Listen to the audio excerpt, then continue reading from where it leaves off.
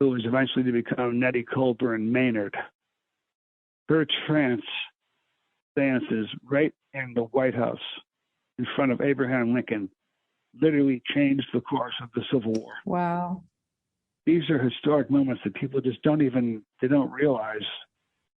No. His wife was very into this stuff, very much. Yeah, yes, she was. She's the one who discovered Nettie Colburn. She heard about her, and then she had a sitting with her, and Colburn could go into trance within seconds, and people would come and speak through her, and Mrs. Lincoln was so amazed that she told Abraham Lincoln. So Lincoln summoned her to the White House. You can just imagine that moment. She was very young, very young, 20s, and to be the president. But she so amazing. Some great moments in history. Emancipation Proclamation.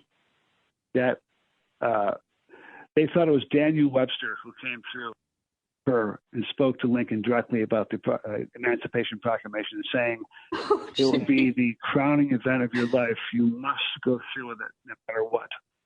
If you have to lay your life on the line, this will be your greatest achievement, your greatest moment of your existence. To stay with it. So yes, that changed the course of his thing there. And also she went into trance. Whatever spirit it was, you must go to the front lines because the Union forces are so realized they need to physically see your face. You must go right to the front lines and let them see down to the front lines of the war. Let them see you. And he did. And it changed the whole Civil War. They were dying of illness, and they were demoralized, and no one cared, and people were dying. And so he went to the front lines. And it was directly from spirit influence. So it's right on record. So anybody can question anything they want. That are the facts. That's it. That's some of the great moments of spiritualism that people don't realize. But I'm going to document everything I can because those are important things to know. They are. People believe, of course, the North was going to win, but it was not engraved in stone that the North was going to win the Civil War. Not at all. It was a near thing. Oh, goodness. I know. Wow, that's amazing. Also, I have a chapter on Rudolph Valentino, famous actor, speaking through Leslie Flint.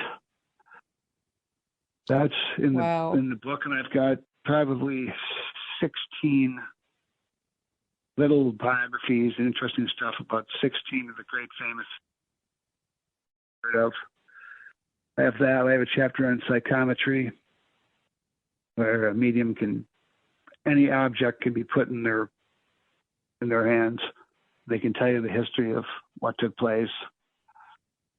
And I have, I told you, Emma Harding Britton's trance address, and then independent voice medium Marcia Swain from Buffalo, who was, as it turns out, practicing right around the time Emily French was in Buffalo, and not far away from where Emily French was with Edward Randall at his house, Buffalo.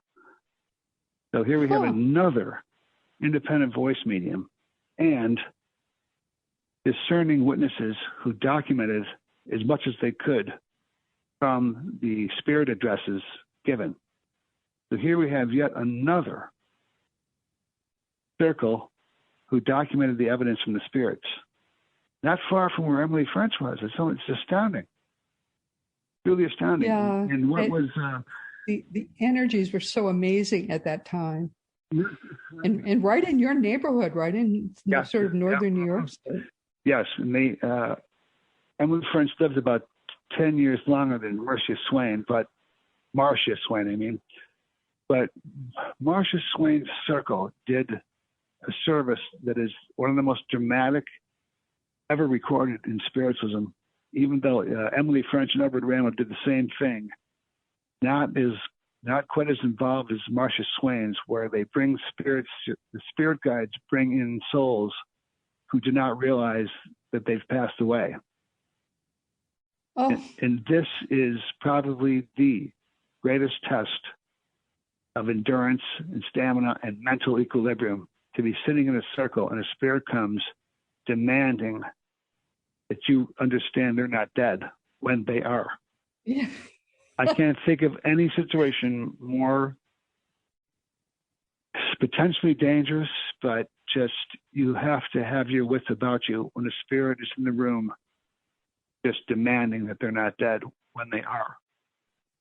You have to get them through the drama and bring them to a realization. And so Marcia Swain's circle was well known for that.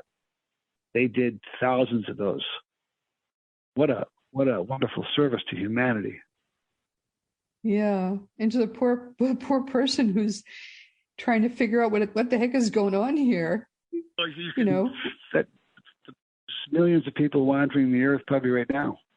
I don't mean evil spirits, even though there are, certainly are. No, just very, very confused spirits. Well, not understanding what has happened. They eventually do. Right. But they had no spiritual knowledge beforehand. You take your average person. We have a friend of this program, Father Nathan Castle, who occasionally is our guest, who in one of the services he performs is to help people nowadays who are in that situation. That's great. He tells some of those stories. It's quite amazing. It goes on right today, as you point out. Well, that's why you have to have your wits about you. You have to have a discernment, like fooling around with a Ouija board or any form of spirit communication. Yeah, that's never a good idea. No Ouija boards, folks. Put those away. Well, Ouija boards, throw them away. In the hands of people that are realized beings and they have a spiritual understanding, it's fine, because some of the greatest messages have come through Ouija boards. But you have to have your spiritual hat on straight and know what you're doing, because which most people don't. If you have some young kids that are fooling around with the Ouija board and the spirit gets through because they're attracted to the light, spirit gets through. Once they're in. And you have people that are inexperienced and young. Now there's a spirit in your space, and he's not going anywhere. Then you're in trouble, see. Right. So it's really better not to. We leave it to the experts, please. No, it's really true. It's really true. And even now, I've sat with all the contemporary physical mediums of the present day. I've sat with most of them. I'm going to see that Gary Mannion next week with my wife. We're going to go see him. But you have to be careful, because even being a phenomenon medium right now, I don't know what level of physical mediums, what's going on. I've sat with most of them, and I don't want to criticize anyone, but it's almost a burlesque version of what the kind of mediums I've archived and researched about. The truly great mediums, the seances were so different. So now, if you have a physical medium out there seeking fame and fortune, and I'm not saying it's a bad thing, but I'm saying that if you get one nutcase in that seance room, and there's many walking around, especially now, who knows what could happen. It's really dangerous to have promiscuous seances anymore, because you don't know who's out there. There are many people that are anti-seance, anti-spiritualism, anti-spirits. They don't quite get it. Haven't you run across people that are just anti-spiritualism? Don't quite understand what it is. Yeah. Whereas the Bible is a psychic book. There is psychic phenomena on almost every page of that book. And a lot of people just don't understand really a lot of what goes on in the Bible. No, they don't. They think of it as, quote, a holy book, or God spoke to us in the book and so on. And frankly, that's not true either. So I don't know. I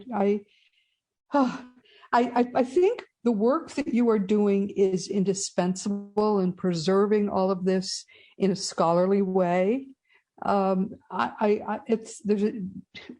This is really a gift that you're putting together for people and preserving it and doing it in a scholarly way, in a loving scholarly way. I so am grateful to you for what you're doing, and I'm so glad that it's being appreciated worldwide. I wish I could give them all away for free. I would, because right now I take a portion a percentage of everything.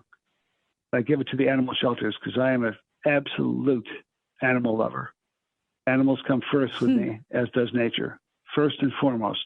I mean right down to the insect world. They're little shamans to me, every single one of them. Every animal on earth is a shaman to me, a blessing and a gift. And I try to do that. And my books are not that expensive. They're not. I made sure of that. And I should probably say on air here that you can find my books at whitecrowbooks.com and abebooks.com. That's a great one. Bookfinder.com is a great one. And of course, Amazon.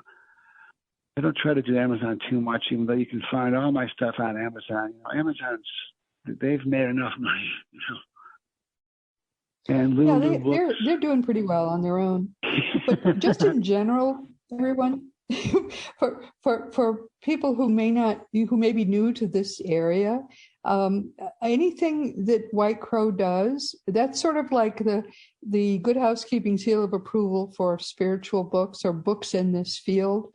White Crow is a wonderful British company, and anything that they do, you can be sure is very good. And he's taken all my books now. They're all listed, I think, on White Crow.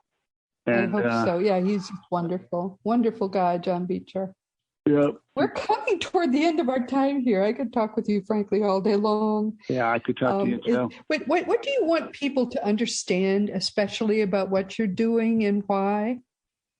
Well, I think if I use myself as an example, it should be a compliment to people's intellect and their mind and their souls when I say I've spent 30 years doing it. I've never claimed to be an authority, but believe me, after 30 years, I do know what I'm talking about. I would never have said it 10 years in, or maybe even 15 years in. But now, half my life dedicated to it. I do know. I know most of the players in historic spiritualism, most of the great mediums, and I'm still digging that. Like my own example was I went in search of answers after a loss. So I found those answers. Then it moved onward into the teachings, and then the great lives of the mediums. So it has everything. The life after death is proven 10,000 times over. So people, if you're searching for truth, spiritual truth, something that will free your mind and it'll ease your mind, especially of where you're going, you realize that life is forever. No savior but yourself. And just have faith in yourself.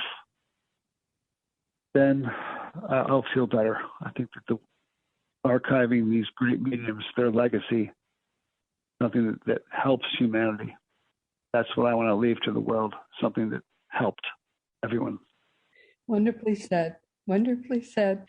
Big hug, my dear. Thank you so much for coming and joining us. And Riley Heagerty, his books are all wonderful. I especially enjoyed the book about Mrs. French, but all of them are wonderful. And again, my dear friends, we've come to the end of our time together. This has been Seek Reality with Roberta Grimes. I'm so happy you were with us today. Please never forget that you are a powerful, eternal being. You never began, you never will end. And when you get what that means, it's going to change everything in your life for the better. Next week, our guest will be Camille Dan, she's the mother of Aaron, who's in spirit, and his two brothers and one sister who are still with Camille here. Of course, as we know, Aaron is still with her here too. Camille is a professional registered nurse. She's a medical technical consultant for feature films and television, a private investment manager. So she does a lot of things. She's also a self-published author of Aaron's Energy, an unexpected journey through grief and the afterlife with my brilliant son. She's the publisher and curator of Gathering at the Doorway, an anthology. And I've heard a lot about this book, so I'm interested in talking to her about this, an anthology of signs, visits, and messages from the afterlife. And she's also contributed a chapter to Chicken Soup for the Soul, Grieving, Loss, and Healing, and the Beauty of a Grieving Mother. She's been appearing in podcasts, radio, and YouTube shows, and some live events. And all the earnings from her books are going to charitable causes. Join us next week and hear